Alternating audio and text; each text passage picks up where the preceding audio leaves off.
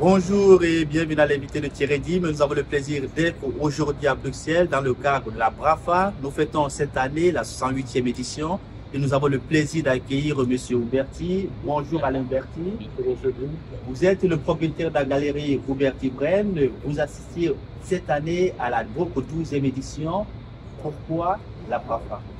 Je pense que la BRAFA en Belgique, c'est le haut lieu des arts. Vous n'avez pas de salon de même importance, donc il est très important, je pense, d'y être. Et heureusement, chaque année, on est repris. Alors, quand on assiste ici, quand on fait une petite visite au sein de cette galerie, elle est très très belle. On regarde, par exemple, on a du début quelque partout. Est-ce qu'aujourd'hui, on peut dire que la bande dessinée est vraiment acceptée? Comme un art, vous voulez dire? Comme un art. Alors oui, je pense que c'est le cas depuis quelques années.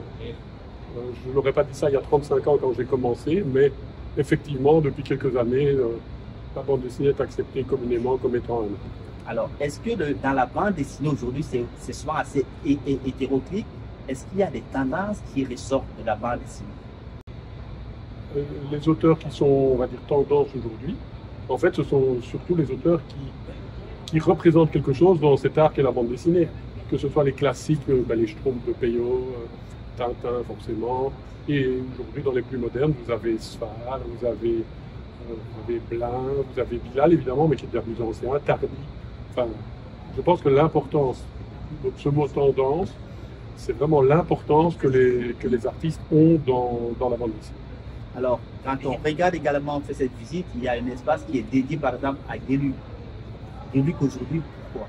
Alors, j'ai la chance que Gueluc me suive depuis 12 ans, depuis ma première BRAFA.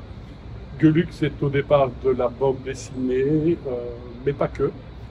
Et il a pris, donc, sur ces 12 ans, il a acquis une stature internationale. Et ces derniers temps, avec l'exposition de ces statues monumentales. La grande exposition des Champs-Élysées. Tout à fait. Là, il a carrément pris une stature internationale. Il a des demandes d'exposition sur les autres continents. Alors, selon vous, le futur de cet art, comment vous le voyez?